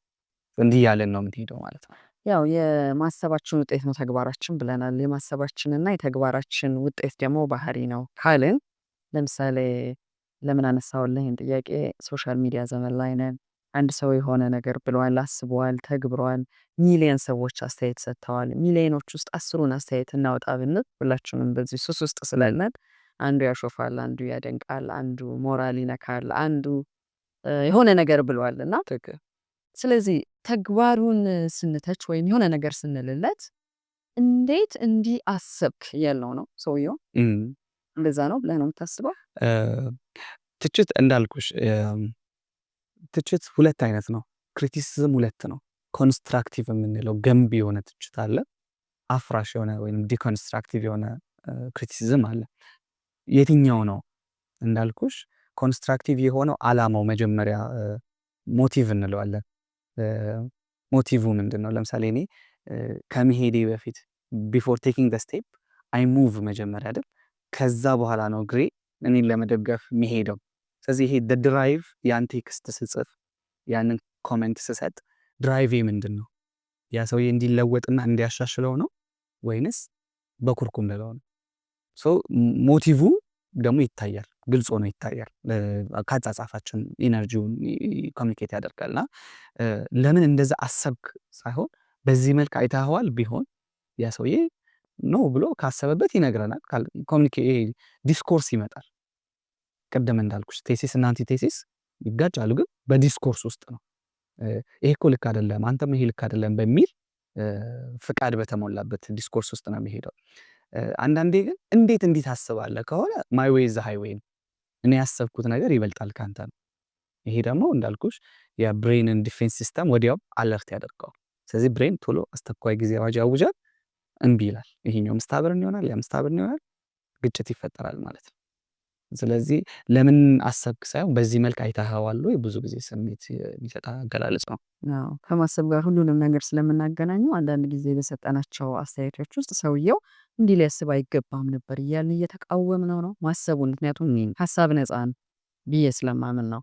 ከዛ ውጭ ግን ግለሰብ ያለውን ባህሪ እንውሰድና ግለሰቦች ሲሰባሰቡ ማህበረሰብ ይሆናል እንበልና የአንድ ቀይ ሰዎች ባህሪ ብለን የምንወስደው ነገር አለ። የአንድ ሀገር ዜጎች ባህሪ ምን ኮሚኒቲ ቢሄቪየር ይኖራል አለ ይኖራል በደንብ። ምክንያቱም ባህል አለን አይደል? አለ ባህል እኮ ባህልና ኖርሞች አሉ፣ ህጎች እና ባህሎች አሉ።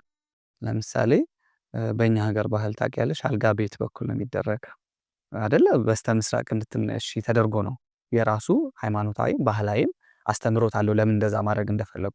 አንቺ በደቡብ በኩል ወይም በሰሜን በኩል አድርገሽ ብትተኚ ትጠየቂያለሽ ማለት ነው። ባህሉ ያ ነው ይለሻል። እንዴት ነው የምለብሰው? ባህሉ ይናገራል። እንዴት ነው የምትስቅል? በደንብ ደስ እስካለሽ 32 ጥርሴን እያሳየው ልሳቅ ወይንስ በእኛ ባህል ፈገግ ነው የሚባለው? እንዴት እናልቅስ? እንዴት እንሳቅ? እንዴት እናልቅስ? እንዴት እንነጋገር? ምን እናድርግ? የሚሉትን ባህሪዎች ከባህል እንወርሳለን። በእኛ ሀገር ትልቅ ሰው ሲመጣ እንነሳለን። ይሄ የሶሻል ሳይኮሎጂ የምንለው ወይንም ሰውን በማህበረሰብ ውስጥ የሚያይ የስነ ልቦና አንዱ ክፍል ነው። ሰው በራሱ ብቻውን ሲሆንና ሰው ህዝብ ውስጥ ኮሚኒቲ ውስጥ ሲሆን አንድ አይነት ቢሄቭ አያደርግም። እነዚህ ሶሻል ሳይኮሎጂስቶች ያጠኑት ጥናት አንደኛ ኮንፎርሚቲ ነው። ሰዎች ለህጎች ይታዘዛል፣ ይገዛል። ስለዚህ አንዳንዴ ሳትጠይቂ ሁሉ ሰው ብቻ አለ፣ እንስሳትም ኮንፎርሚቲ ያላቸው። ስለዚህ ትልቅ ሰው ሲመጣ እነሳለሁ፣ ሜቢ ለምን እንደምነሳም ሁሉ ላላቅ ይችላል። ባህሎች በዚህ ልክ የሰውን ባህሪ የመቅረጽ እንትን ይኖራቸዋል።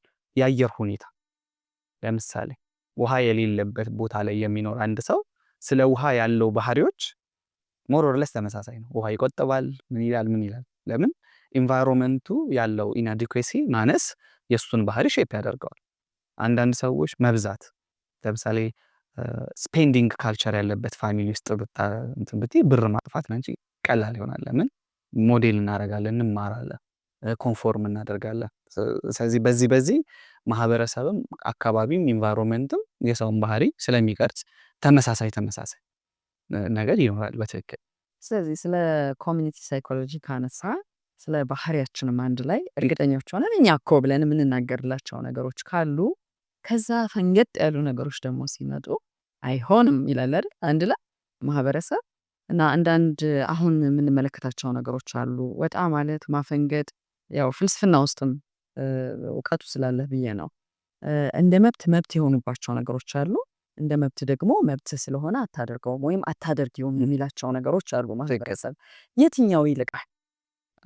ከባድ ጥያቄ ነው። ከባድም ነው። ቀጥተኛ መልስ ያለው አይመስለኝም። ግን በምን አየዋለሁ? ይሄ የኮንፍሊክት ኦፍ ኢንትረስት የጥቅም ግጭት የእሱ ነው ስለሚነሳ እኔ እንደ አላዛር የራሴ የሆነ ጥቅም እንፈልገዋለን፣ እንደ ህዝብ ደግሞ እንፈልገዋለን። እንደ ኮሚኒቲ ራሱ ሞር ፊሎሶፊካል ነው ጥያቄ። ስቴት ፎርሜሽን ላይ ሲነሳ ስቴት እንዴት ተፈጠረ የሚለውን ስናይ የጋራ ጥቅም ለማስጠበቅ ነው። እኔ ብቻዬ የራሴ ሚሊተሪ የራሴ ሐኪም ምናምን ላቆም አልችልም። ስለዚህ እኛ እናዋጣና የጋራ ሚሊተሪ እንመሰርታለን፣ የጋራ የመንግስት ሆስፒታሎችን እንመሰርታለን፣ የጋራ ምናምን። ስለዚህ የኔ ጥቅም እንዲያስከብርልኝ ነው ኮሚኒቲ የፈጠርኩት። ኮሚኒቲ ግን እኔን የሚያይ እንደ አንድ ነው እንጂ እንደ ዋናኛ እንደ ብቸኛ አይደለም። ይሄ ኮሚኒቲው ለሁላችንም እኩል ነው። ኮንስቲቱሽናችን እንደማለት እኮ ነው። ስለዚህ ህግ እኔን ስፔሻል ፌቨር አያደርገኝም። ከኔ እንደውም ትንሽ ጥቅሜንም አጉሎ ትልቁን ጥቅም ሊያስከብር ይችላል። እንደ ግለሰብ ግን መብት አለኝ። ሰልፍ ፕሪዘርቬሽን ራሴን የማስጠበቅ ራሴን የማዳን ፍላጎት ነው ያለኝ። ሰልፊሽ ኔቸር አለኝ ኢድ የምንለው። ለኔ የሚለው ደግሞ ስሜት አለ። አሁን የትኛው ነው የሚጋጨው? ለኔ የሚለውና ለማህበረሰቡ የሚያስበው የጋራ ውላችን ይጋጭ፣ ብዙ ጊዜ ኮንፍሊክት ይሆናል። ማፈንገጥ የምንለው ለኔ የምለው ስሜት ለኛ ካልነው ጋር ሲጋጭ ነው ማለት ነው። ለኔ የሚለው ማደግ ይችላል። አዎ ብዙ ጊዜ ዲቬት ያደረጉ ሰዎች ናቸው ተአምር የፈጠሩት። ግን ደግሞ በጣም ብዙ ዲቬት ያደረጉ ሰዎች ተበልተዋል። ማናቀው ሁሌ ሰክሰስ ስቶሪ ስለሆነ የምንሰማው ነው እንጂ ለምን ኮሚኒቲው ራሱን ለመጠበቅ ያንን ያደርጋል፣ ማጆሪቲውን ለመጠበቅ ያደርጋል ማለት ነው። ስለዚህ ማፈንገጥ በራሱም ወይ ጥሩ ነው፣ በራሱም ወይ መጥፎ። የትኛው ጋር መተህ ነው ያፈነገጥከውና እንዴት ነው ወደ ጥቅም የለወጥከው የሚለው ነው። በጣም ጥሩ። ፕራዮሪቲዎቹንም ስታያቸው በጣም ለመኖር ለሰርቫይቫል የሚሆኑትን ባህሎቻችንን ባንተው ጥሩ ነው፣ ባንነካቸው። በቃ ይሄ አጋምዶ አስተሳስሮ የያዙን ናቸው። እንደ ኢንዲቪዥዋል እኮ ይሄ እኮ ብዬ ክሪቲሳይዝ ላደርገው ይችላል፣ ግን አስተሳስሮ ይዞናል። የተማረውን ካልተማረው፣ ሀብታሙን ከድሃ፣ አማኙን ከኢ አማኝ ሁሉንም አስተሳስሮ የያዘውን ገመድ ቀስ ብዬ ልክ አይደለም ይሄኛውን ልበጠሰው ባልኩ ቁጥር እያላላሁት እመጣለሁ። ለእኔ ሊጠቅመኝ ይችላል ያን ምለው። ለምሳሌ ኮሚኒቲ ላይፈቅድ ይችላል፣ እኔ የተሰማኝ እንዳወራ ላይፈቅድ ይችላል። ያን አለመፍቀዱ ግን ኮሚኒቲውን ጠቅሞት ሊሆን ይችላል። ይነዌ የረዥም ጊዜ ኤክስፐሪመንት አለ። እሱን አሁን እኔ እኮ መናገር የሚችል ሰው ነኝ ብዬ ብናገር ኮሚኒቲውን ካሸነፈው ያ ሀሳብ እንዳልኩሽ ራዲካል ቼንጅ ያመጣል። ፓራዳይም ሽፍት ነው በካልቸሩ ላይ የሚመጣው። ለምሳሌ ጎጂ ልማዳዊ ድርጊቶች አሉ። እነዚህ ጎጂ ልማዳዊ ድርጊቶች በሆነ ጊዜ ልክ መስለው የመጡ ናቸው። ልክ አይደለም ብለው ለምሳሌ የሴት ልጅ ግርዛት ልክ አይደለም፣ ጎጂ ልማዳዊ ድርጊት ነው። ይሄን ጎጂ ልማዳዊ ድርጊት ልክ አይደለም ብለው የሆኑ ሰዎች ሲቃወሙ ኮሚኒቲ አስሮ ይዟቸዋል። ግን ያመጡት ሀሳብ ኃይለኛ ስለሆነ ኮሚኒቲውን አሸንፈውታል። ግን ሁሉም ሀሳብ እንደዚህ አይደለም። አንዳንዶች ደግሞ ጥሩ ያለንን ባህልም የሚሰባብር ሊሆን ይችላል። ለእኔ ጥቅም ስል የብዙሃኑን ጥቅም ሰክሪፋይ ላደርግ እችላለሁ። ስለዚህ ስቲል ዲቤተብል ግን ክሊርሊ የሚታየው ግን ኮንፍሊክት ኦፍ ኢንትረስት ነው፣ የጥቅም ግጭት ነው። በእኔ ፍላጎትና በእኛ ፍላጎት መካከል የሚኖር የጥቅም ግጭት ነው። ሁለቱን መመዘን አስፈላጊ፣ ማመዛዘን። ያው የዘመናዊነት ዓለም ላይ ነን። ዓለም አንድ መንደር ናት። በጣም በዛውም ጠባብ መንደር ሆናብናለች። በኢንተርኔቱ ዓለም ያሳስረናል እና በድግግሞሽ የምናየው ነገር አንዱ ባህሪያችንንም ይቀርጸዋል የሚል ነው አይደል? አብላጫው ነገር ያለት የምናየው ነገር እንድናስብ ያስብነው ነገር ወደ ተግባር እንዲለወጥ ምክንያት ይሆናል በልና በጣም ብዙ ሰዎች ማህበረሰቡን የሚመስል አለባበስ የለበሱበት ቦታ ላይ ሰውነቴን በደንብ አንጋልጦ ሊያሳይ የሚችል ፋሽን ነው ብዬ መብቴ ነው ብዬ ለብሼ ብገኝ መቶች አሉ ብዙ ከተማውን ሀገሩን የረበሹ የአንድ ቀንም በለው የሁለት ቀን ግርግር የፈጠሩ የሆኑ ቫይራል የወጡ ነገሮች አሉ። ስለዚህ ማህበረሰቡ እየጠበቀ ነው ያንን። እንዳልኩሽ በማህበረሰብ ውስጥ እኔ አንድ ተራ ሰው ነኝ። በእኔ ህይወት ውስጥ እኔ ዋና ነኝ። ከኔ አይበልጥም ማህበረሰቡ ብዬ ነው በእኔ የማስበው። በማህበረሰቡ አይን ደግሞ በእኛ አይን እኔንም ለመጠበቅ ነው ማህበረሰቡ የመጣው። ምናልባት በቃ ይህን እንፍቀድ ቢባል ከሚመጣው ዳሜጅ አንጻር ያወጣነው ህግ በቃ እንደዚህ እንሁን የሚል ሊሆን ይችላል።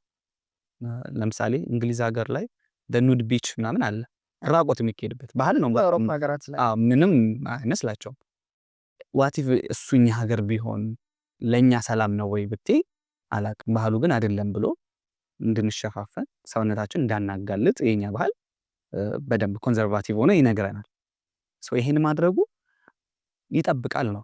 አይ እኔ እኮ ሰልፍ እንትን አለኝ ምናምን ብንል አሁን ያለኝ ግን አንተ ያን ስታደርግ አንተን ብቻ አይደለም ሌላውንም ይጎዳል፣ አንተንም ሊጎዳ ስለሚችል ይሄን አታደርግም የሚል ነገር ውስጥ ሊከተን ይችላል። ውዝግብ ስለማይ ነው። ሰውነቴ የራሴ ነው። እኔ ያለሁት በዚህ ሙያ ውስጥ ነው።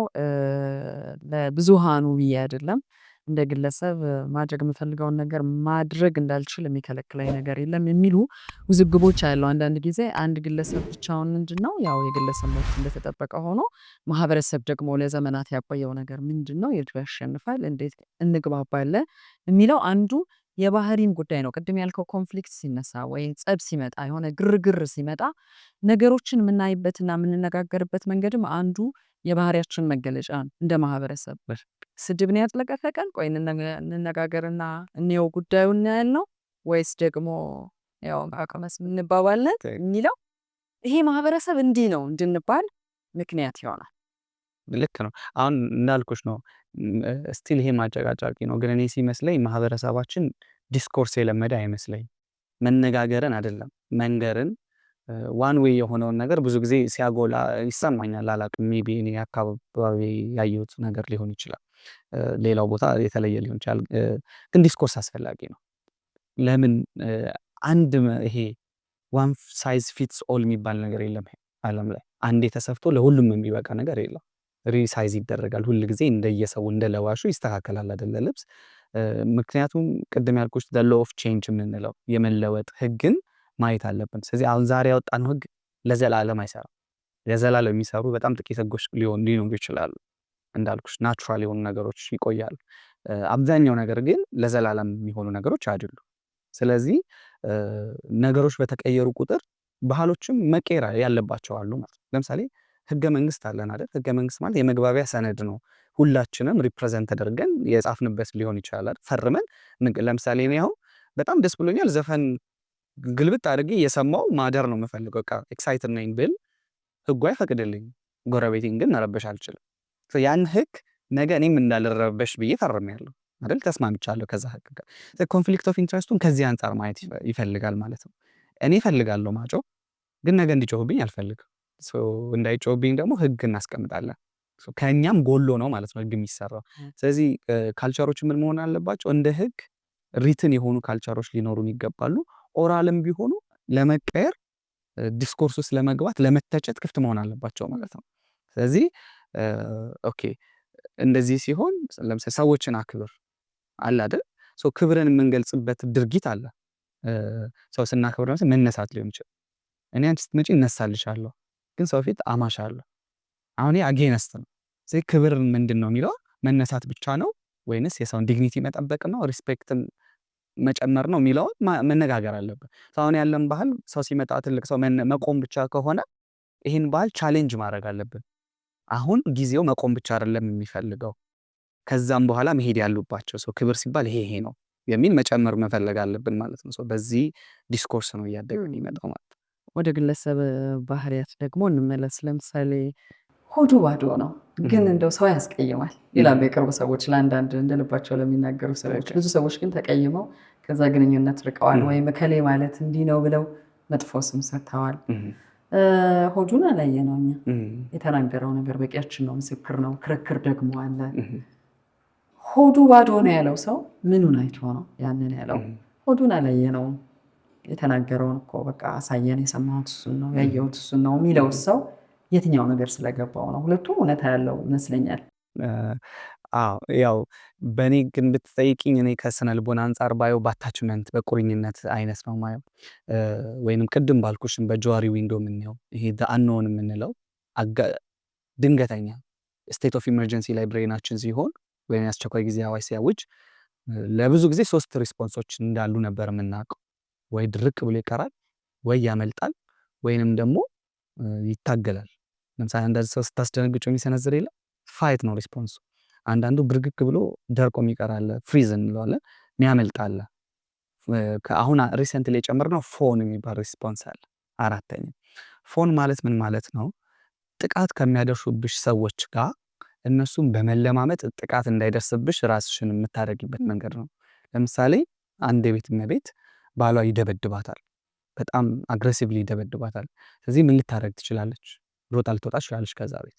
ሲመታት እሷም በዛ መልክ ሪስፖንድ የምታደርግ የምትጮህ የሚንጫጩ ቤተሰቦች ሊሆኑ ይችላሉ። አንዳንዴ ሁሌ ፌንት የምትነቅልት ነው ትችላለች። ፎን ሪስፖንስ ግን እግሩን የምታጥበው ይደበድባታል፣ ግን እግሩን ታጥበዋለች። ለምን? እንዲሳሳላትና እንዳይመታት። ስለዚህ ይሄ ፎን ሪስፖንስ ምንድን ነው? ለአደጋው በጣም ሰሚሲቭ በሆነ አደጋው እንዳይደርስብን መከላከል። አየሽ ብሬናቸውን ያክል ስማርት እንደሆነ። ስለዚህ እግርሽን አጥብሻለሁ፣ አሞግስሻለሁ ሆነ አትመችኝ።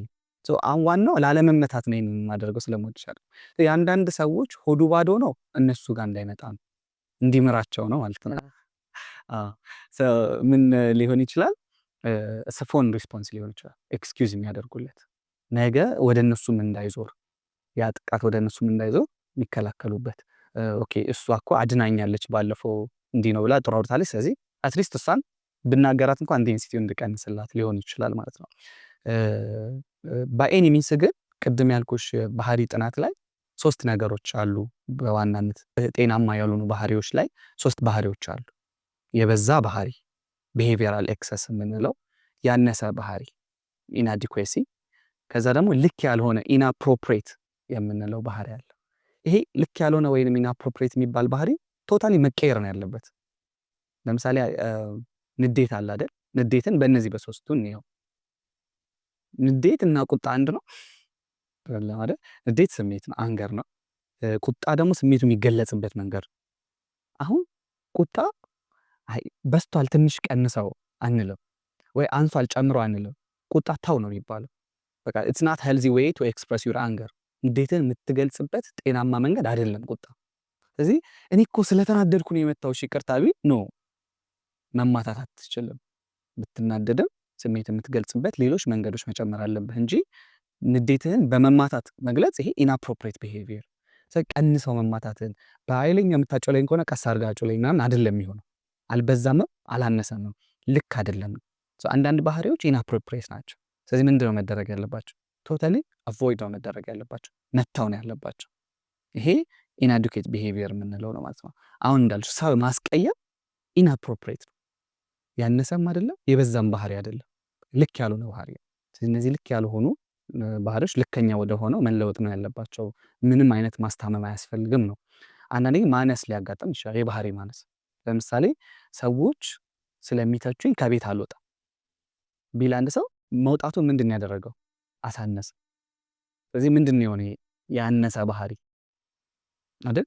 ይወጣ ነበር ከዛ ግን እንዳይሰደብ ብሎ ቤት ውስጥ ቀረ። ይሄ ባህሪ አነሰ ማለት ነው። ስለዚህ ምን እናደርገዋለን? ይሄ ሰውዬ እንዲወጣ ያነሰው ምን እንዲል ይጨምር እናደርጋለን ማለት ነው። በቢሄቪየራል ኤክሰስ ላይ ደግሞ ስንመጣ አንዳንድ ባህሪዎች ይበዛሉ። ለምሳሌ በጣም መተኛት እንዲቀንስ እናደርጋለን። መተኛት ባህሪ ስለሆነ ድርጊት ስለሆነ ማለት ነው። በእነዚህ ብናየው ባህሪ ይበዛል ያንሳል፣ ልክም ላይሆን ይችላል። መብዛትና ማነስ ብቻ ሳይሆን ኢንአፕሮፕሪየት የሚባሉ አሉ። ለእነዚህኞቹ ኤክስኪውዝ መስጠት እንዳልኩሽ የፎን ሪስፖንስ ይመስለኛል።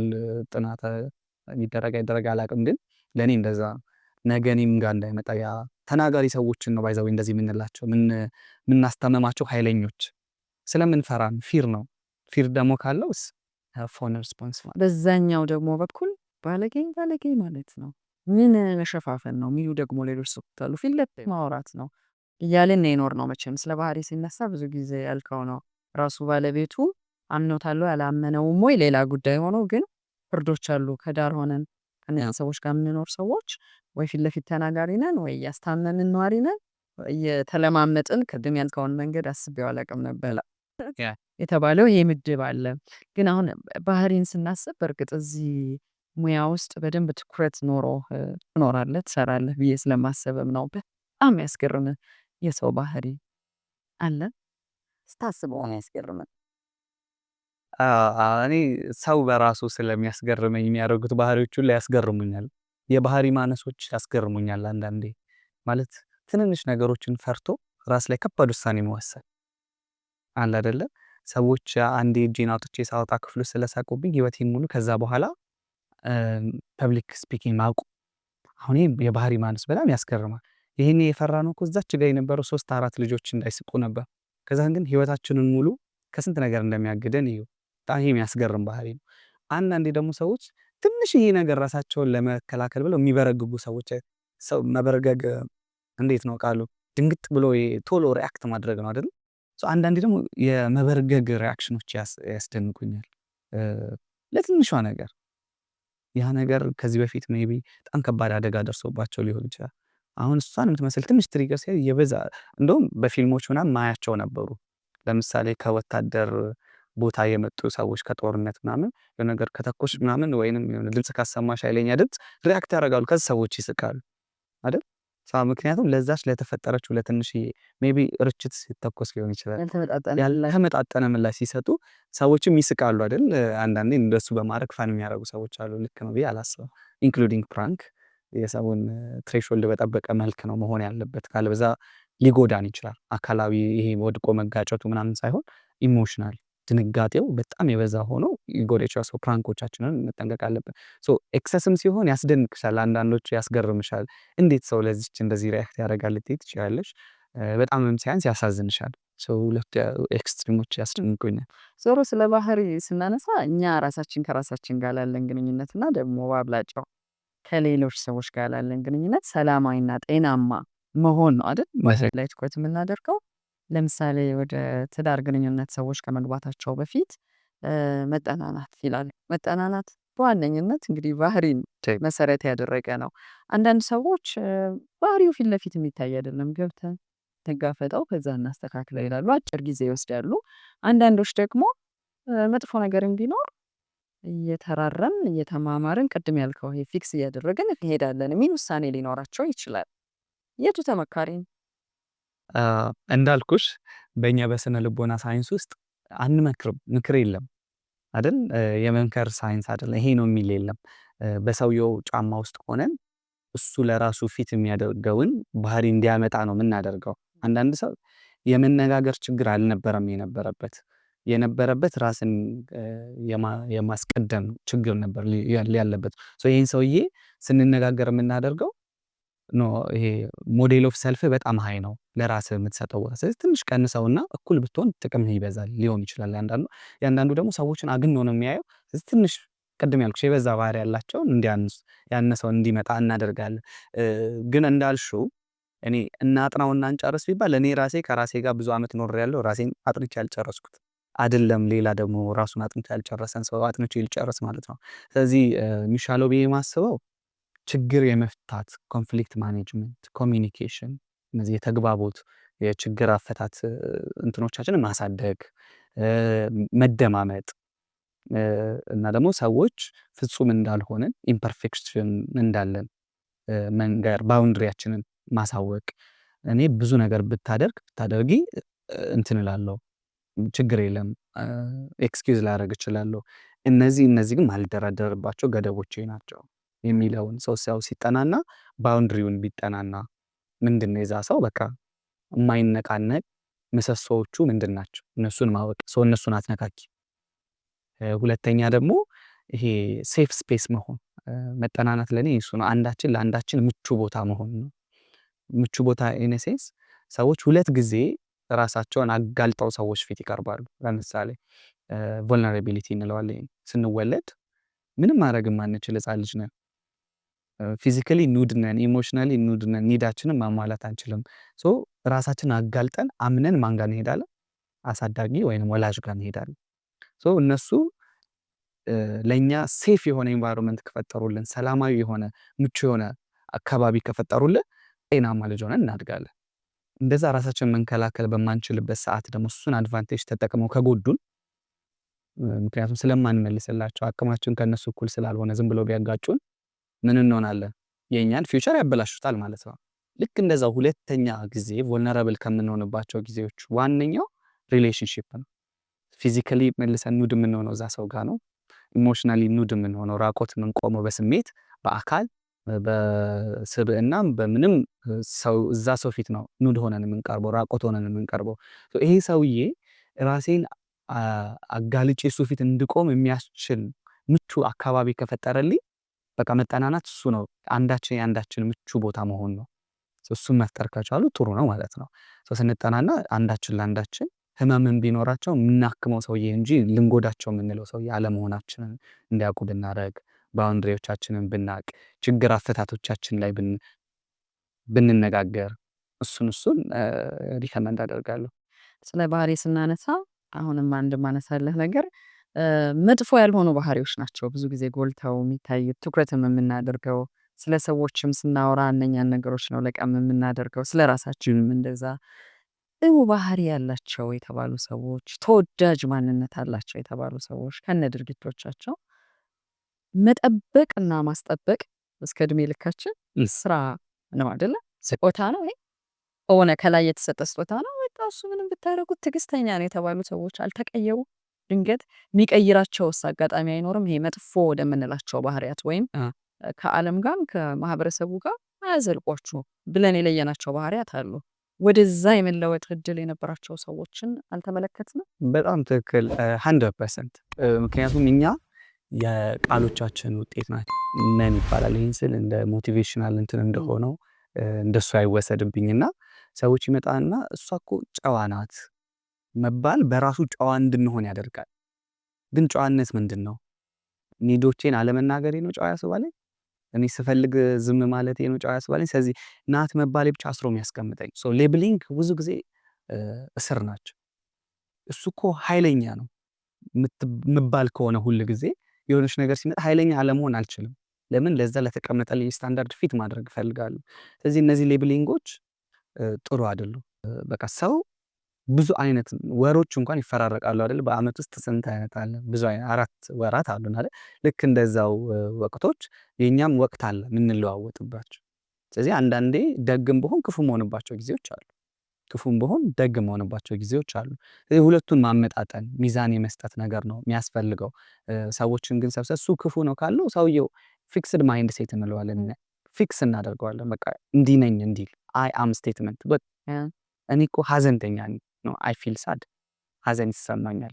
አሁን ይሰማኛል ስንል ይሄ እኛ አክት የምንለው አክሰፕተንስ ኮሚትመንት ቴራፒ የምንለው አለ። እዛ ላይ በጣም የምወደው አንድ ሜታፈር አገላለጽ አለ። እኛ ሰማይ ነን፣ ስሜቶቻችን የሚያጋጥሙ ባህሪዎቻችን ደግሞ ደመና ናቸው። ደመና ምንድን ነው? ያልፋል አይደል? ደመና ሁሌ ሰማይ ስር ሰማዩ ሁሌም ሰማያዊ ነው። ቀናን ስንል ግን አንዳንዴ ነጭ ይሆናል፣ ጥቁር ይሆናል። የጠቆረው ሰማዩ አይደለም። በአይሮፕላን ስንሄድ ብዙ ጊዜ ይህንን ሜታፈር አስተውለዋለሁ እና ከደመናው በላይ ነው የምንሆነው። ሰማዩን ሳየው ሰማያዊ ሁሌም ሰማያዊ ነው። ክረምትም በጋም ሁሌም ሰማያዊ ነው ሰማዩ። ደመናው ግን አንዳንዴ ጥቁር ነው፣ አንዳንዴ ነጭ ነው፣ አንዳንዴ ቀይ ነው፣ ይቀያየራል ማለት ነው። ስለዚህ ሰዎችም እንዲህ ነን። በቃ ብዙ የሚለዋወጥ ባህሪ አለ፣ ብዙ የሚለዋወጥ። ስለዚህ ይሄንን ደመና ሰማይ ለማድረግ ከሞከረን እኛም ስንሰቃይ እናገኘዋለን። ደግነ ስለተባለን መሆን በሌለብን ቦታ ሁሉ ደግ ለመሆን ስንጥር እናገኘዋለን። እሷ እንዲህ አትወድም ተብለን እኔ የሆነ ጊዜ አልወድም ነበር የሆነ ምግብ ቤተሰብ ሁሉ እሱ አይወድም ሲል የሆነ ጊዜ መብላት ፈለግኩ። እንዴት ልብላ? ምክንያቱም ገና አንተ እኮ አትወደውም ይሉኛል። ነው አሁን ወድጄዋለሁ ለማለት በጣም ከዛ ቼን ለመላቀቅ ከዛ ስርዓት ለመፈታት ብዙ እንግዲህ ቀላሉ እንኳን ምግብ ከስሜት ጋር ከስብዕና ጋር የተገናኙ ነገሮች ደግሞ ከባድ ናቸው ለመበጠስ። ልክ ነው። አሁን ቅድም ያነሳሁልህ አንዱ ነገር 20 ዓመት የምታውቀኝ በጣም ነገሮችን በጥሩ ስሜት በትዕግስተኛነት ሳስተዳድር ሊሆን ቢችልና ድንገት አብረን እየሄድን በጣም ከቁጥጥሬ ውጪ በሆነ ነገር እናደድ ብታይ እስቲ እንኳን ተለወጠች ስያሜ ይኖራል። ወይም በስሜት ባንዴ ፍርድ ሰጥተህ ልታልፍ ትችላለህ። ከዛ ዙሪያ ላሉ ሰዎች ሁሉ ወይ እንደ ድሮ እንዳትመስላችሁ በቃ ያዙኝ ልቀቁኝ እያለች ነው ስንል እንደመጣለን እና አንዳንድ ሰዎች ኩም ይላሉ። ለረዥም ጊዜ የገነባሁት ነገር በሆነች አጋጣሚ ለእይታ በቃች። ከዛ እከሌ እኮ ተለወጠች አስባለ። ልክ እንደዚህ የሆኑ ነገሮችን ብቻ ወስደን ጥቅል የሰዎችን ባህሪ የምንለካበት ነገር ደግሞ ይኖራል። እኔ ምን አስባለሁ እንደው መገረም ካለብን ሰው ካልተቀየረ ነው መገረም ያለብን። አሁን የሄርት ቢት መለኪያ አለ አይደል? ሰዎች ሲታመሙ ሆስፒታል ላይ የምናየው ቀጥ አለ ማለት ምን ማለት ነው? ሞቷል ማለት ነው አይደል? ከፍና ዝቅ ማለት አለበት። ህይወት እንደዛ ነው። አፕ ኤንድ ዳውንስ መኖር አለባቸው። ሁሌ ደግ እንዴት ሰው ይሆናል? አንዳንዴ መብቱን ማስጠበቅ ያለባቸው ቦታዎች አሉ። ደግ መስሎ ማይታይባቸው ጊዜ ሁሌ አይስቅም ሰው የሚያዝንበት ጊዜ መኖር አለበት። ስለዚህ እንደውም መገረም ያለብን ሰው የተለወጠ ካልሆነ ቆም ብለን ሰውየውን መርዳት አለብን። ሁሌ ደግ ከሆነ ወይ ፒፕል ፕሊዘር ሆኖ እኮ ሊሆን ይችላል። ከሰው እንትን ፈላጊ ከሰው ፍቅር ፈላጊ ሆኖ እያስመሰለም ሊሆን ይችላል። ወይ የሆነ ነገር ውስጥ ብቻ ታሟል። አንድ ነገር ላይ አንድ ሰው ስታክ አድርጓል ማለት ህመም ነው የሚያሳየው። ስለዚህ ምን መሆን አለበት? መንቀሳቀስ መቻል አለበት። ፍላክቼት ማደግ አለበት። የሆነ ጊዜ ቻሌንጅ ሊደረግ ይገባል። ይሄ ሲሆን ህይወት አለው ማለት ነው። ጥሩ አገላለጽ። በአማካይ ግን በሚመች ማንነት ለራሳችንም ለሌሎችም ሰዎች በሚጠቅም ባህሪ መገለጽ እንድንችል በየቀኑ በየሰዓቱ ሊሆን ይችላል አይምሯችን ምን ላይ ትኩረት ያድርግ? ባህሪያችንን በደንብ ወደ ተስተካከለ ጤናማ ወደሆነ እኛ የምንደሰትበት ሌሎች ሰዎችም በአንጻሩ ይመቻቸው አይነት ባህሪን ለማምጣት በየትኛውም እድሜ ውስጥ ብንሆን በየቀኑ ስራ አለ ብለሃል ቅድም። ምን እናድር? በጣም ትክክለኛው ጥያቄ ይሄ ነው ብዬ ነው የማስበው። አንዴ ችግሩን ከተረዳሽ በኋላ መፍትሄው ምንድን ነው የሚለውን መጠየቅ አግባብነት ያለው ይመስለኛል። ባህሪ እንዳልኩሽ አብዛኞቹ የተፈጠሩ አይደሉም፣ የተማርናቸው ናቸው፣ ለርንድ ናቸው፣ በትምህርት የመጡ ናቸው። ስለዚህ እነዚህም በትምህርት የመጡትን ነገሮች አንለርን አድርገን ሪለርን ማድረግ አለብን። የተማርነውን እንዳልተማርን ሆነን ድጋሚ መማር፣ ጤናማውን ድጋሚ መማር ያስፈልጋል። እዚህ ጋር ስንመጣ ትንሽ የአእምሮን ስትራክቸር ውቅሩን ማየት ፈልጋለሁኝ። ቤዚክሊ 3 ነገሮችን ላንሳ። የመጀመሪያው ይሄ ፕሪፍሮንታል ኮርቴክስ ያልኩሽ ወይንም አመክንዮ ያለው የሚያስበው የሚያሰላስለው የአእምሮ ክፍል ነው። ሁለተኛው ደግሞ አሜግዳላ የምንለው የአእምሮ ፓርት አለ። ይሄ ደግሞ የስሜት ሴንተር ነው፣ ኢሞሽን ሴንተር ነው፣ ስሜቶችን የሚያመነጨው ሴንተር ነው። ሂፖካምፓስ ደግሞ የምንለው አለ፣ የሜመሪ የትውስታ ክፍል አለ። እነዚህ አንድ ላይ ነው የሚሰሩት። እነዚህ ላይ ግን አንድ ላይ ሲሰሩ ቤዝል ጌንግሊያ የሚባል የሰውነታችን አውቶ ፓይለት አለ። አሁን አውሮፕላን ሲነዱ አውቶ ፓይለት ያደርጉታል አይደል? እንጂ እንደ መኪና እንደ ባንድ ቢነዱ አይመስለኝም። እስከማውቀው ድረስ አውቶ ፓይለት ያደርጉታል። ግን አውቶ ፓይለት ሆኖ ቁጭ ብለው ግን ሱፐርቫይዝ ያደርጋል። መኪናም እንደዛ አውቶ ፓይለት አለ። ሰውነታችን አውቶ ፓይለት አለ። ይሄ ቤዝል ጋንግሊያ ይባላል። ሰውነታችን መጀመሪያ ትምህርት መማር ሲፈልግ ፕሪፍሮንታል ኮርቴክሱን ይጠቀማል፣ ይማራል። ከዛ ይማርና ለዛ ትምህርት ኢሞሽናል ሪስፖንስ ይሰጣል።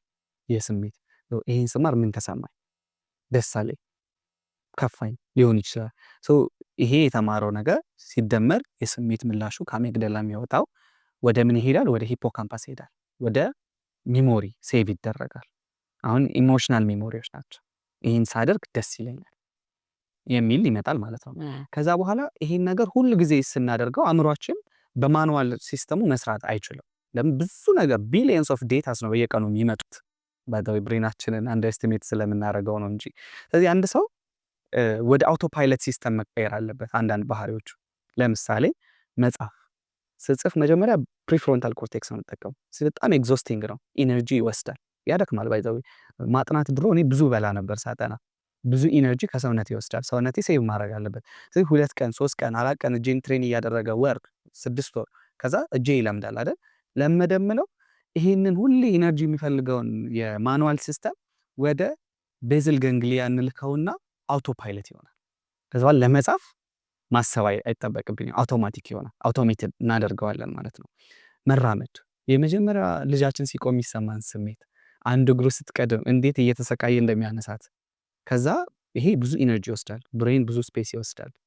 ብዙ የስሜት ሪስፖንዶች አሉት። በዚሁ መቀጠል አይችልም አእምሮ። ስለዚህ ቶሎ ብሎ ወደ ቤዝል ገንግሊያ ወደ አውቶሜቲሽን ይወስደዋል። ከዛ በኋላ ኢት ቢካምስ አውቶማቲክ። አሁን ስራመድ አላውቅም።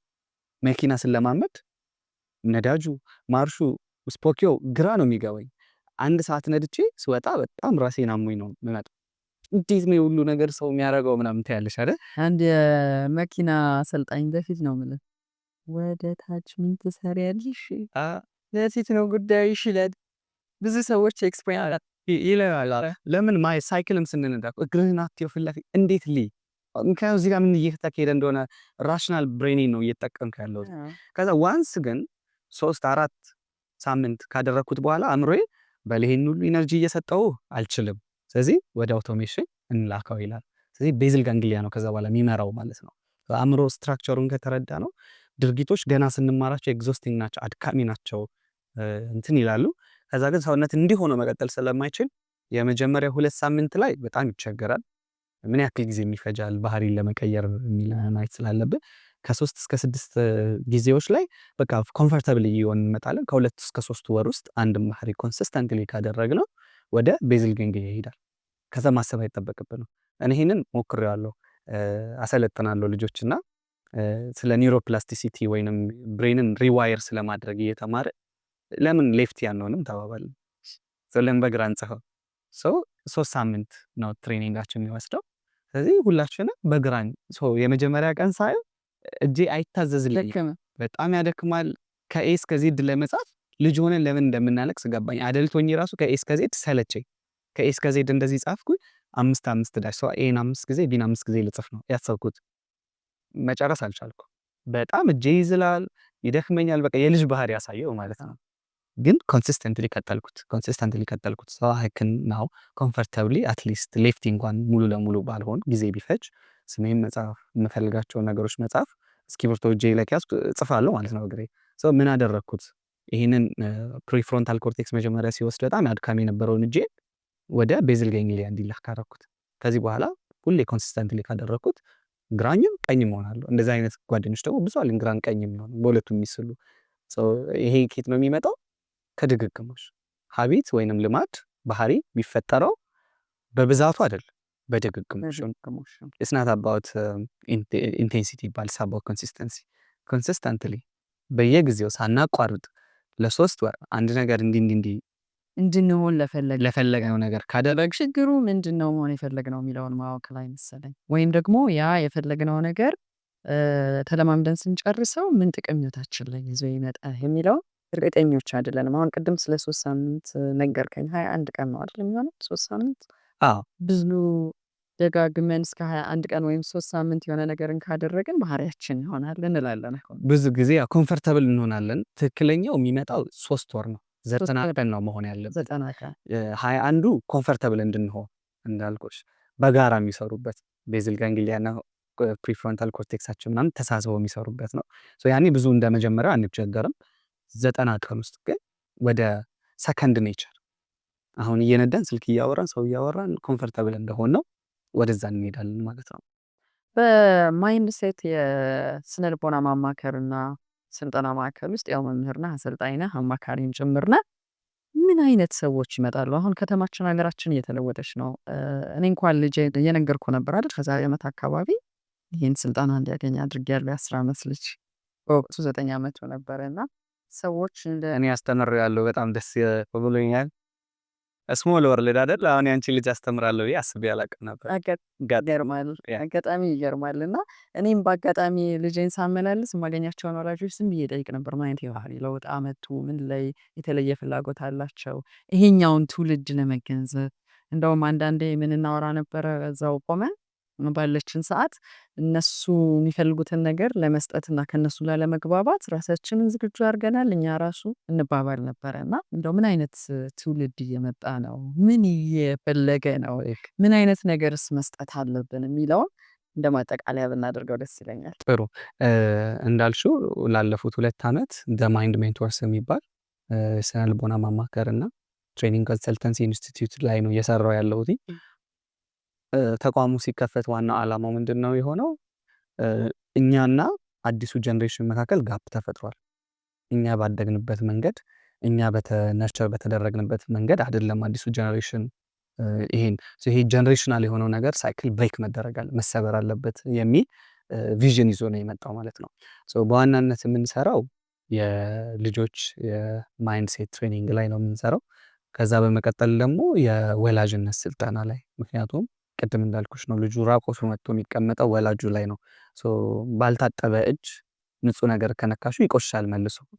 ልጁን ማንጻት ብቻ ሳይሆን የሚያቅፈውንም እጅ ማጠብ አስፈላጊ ነው። ስለዚህ ፓረንቲንግ የወላጅነት ስልጠና እንሰጣለን።